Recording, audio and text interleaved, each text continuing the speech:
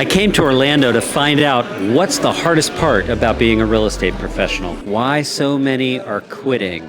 Here's what they had to say. Why are agents quitting real estate?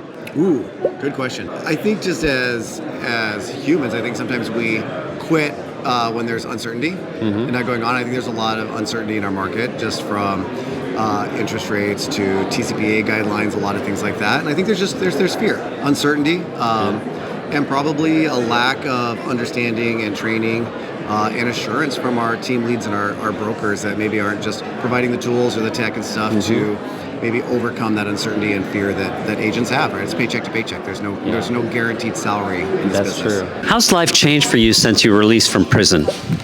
Well, I tell you what, I see a lot more people that I didn't see in there. And you know what? I love that you're just rolling with the punches. Are these outtakes? No, we're live actually. So last year we had the fewest number of real estate transactions since 1995. Do you expect to see a positive trend in 25? I do. I think, well, obviously we see the rates have overall stabilized in the last year and a half, 2 years. A lot of people think they're going to start to come down. I think there's so many people on the fence right now.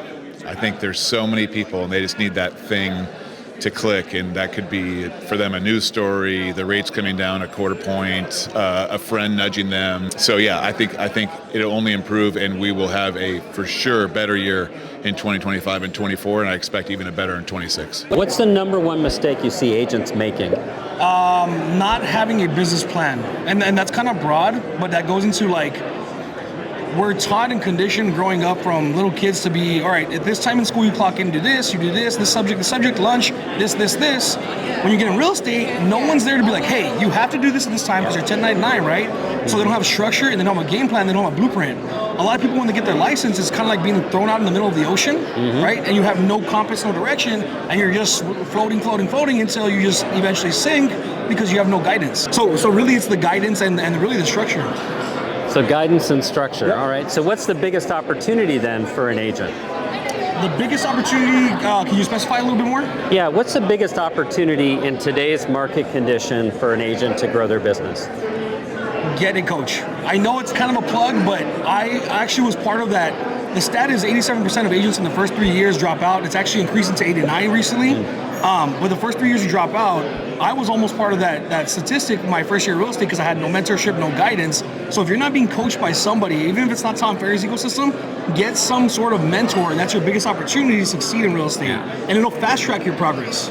Do you ever see an agent behave in such a way you're like, that person should be out of the business? How do you know when it's time for an agent to leave? Unethical agents, the ones that try to pull little fast things here. The ones that don't have the client's best interest in mind are the ones that probably should get out. And I say probably, like a strong probably. You probably should get out, or someone needs to reprimand you, and then maybe you learn from it and you move on. What's the hardest part about being a real estate agent? I think the hardest part is staying focused.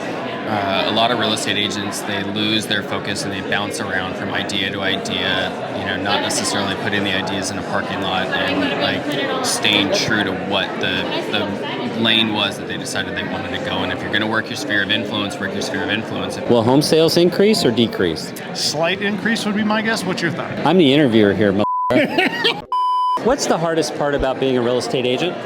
Oh my gosh, the hardest part about being a real estate agent is you have to be so versatile. So one minute you're working with buyers, next minute you're working with sellers, and then you're on camera and you're showing a home, or you're doing a YouTube video, or there's so many aspects of being a realtor. You have to be very versatile, wear many hats, and be great at them all.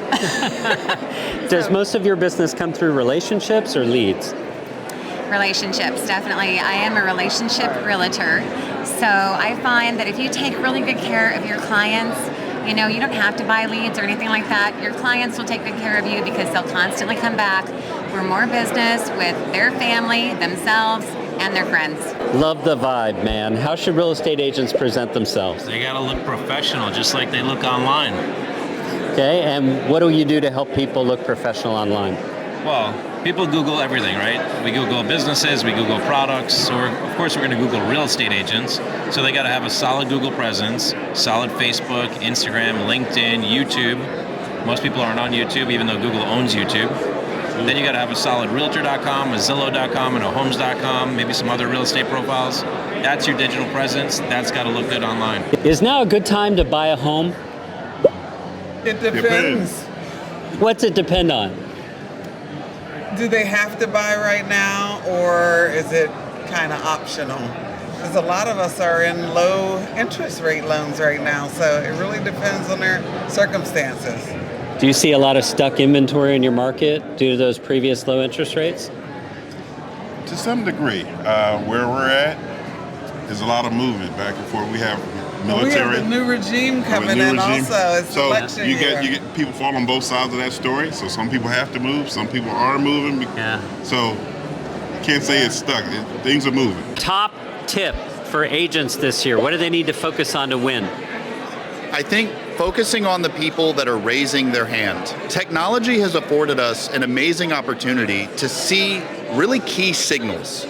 John just saved a home. Mary just asked for a price evaluation. Michael is talking to AI via text or via voice. Being able to just see all those activities and then having a relevant and practical way to stay in touch with them. And so what we do is we don't call the leads and say, hey, checking on you. We call the leads and say, we know you're looking at XYZ city. We have something we think that would be interesting for you. So look, the technology is there. All you need to do is have a relevant way to communicate with them. So what's the hardest part about being a real estate agent? Consistency. No, really, I think the hardest, there's two things. Number one, your mindset. And staying around the type of people that are going to encourage you. And number two, for me as a realtor, the hardest part I think is being the encouragement for my clients, right? Being that person that they're always hanging on to. Sometimes it's really draining. So business, personal. How can the consumer know when they've got a bad real estate agent? Well, they can ask them questions and interview them, which is what they should be doing. They can ask them how many transactions they've closed recently. They can ask them to view their reviews. They can ask them for references. And that is really, I think, the best way for a consumer to vet their agents. Have you had the experience of working a transaction with an unethical agent on the other side? Possibly. COE's in force here, Dan. We're not answering that question. I will plead the fifth. Yeah. Okay, excellent. All right. So why do you think real estate has such a high failure rate? Why do so many agents leave every year? I think real estate is hard, and I think agents get into it thinking it's easy. They watch Selling Sunset or whatever, and they think they're going to get in and make a lot of money, and really you have to work probably more than a 9-to-5 corporate job in order to make any money. And I think that people don't want to do that. Nobody wants to do that except all of us, like super highly dedicated, in love with the industry, in love with the service. And so, yeah, that's what happens. So why is it so hard to be a successful real estate agent? I think that what people see and consume on TV makes it look easy, and it's not as easy as everyone thinks. Why do you think it's so hard to succeed in real estate? I think the majority of real estate agents don't realize what they're getting into. Some of them don't have backgrounds. So since this is going more towards a survey, I worked at Zillow, and they had an avatar for a typical client that they sold. It was not an ex-bartender, ex-teacher, and ex-engineer. They were looking for someone that had business background because they understood marketing, they understood lead flow, they understood closing, and they know that that person was more likely to stay on board. So I think those same principles apply. If a real estate broker had an agent come into their office and told them the exact amount of money they're going to need to start and the tools, and they had better onboarding processes, then we would probably not see so many people start in real estate. Is it too easy to get a real estate license? Is it too easy? Good question. I think if you have a good brain, it's easy, or you're good at studying, but it doesn't make you a good business person. So getting the initial license, I think maybe it is easy. I don't think it needs to be any more difficult. I don't think we need to create regulation to weed people out, because they're going to weed themselves out when they find out what's really, you're building a business. You're not just chasing transactions, which is what a lot of agents do, right? So I think they'll weed themselves out. I don't think that if that's the question, we need regulation now.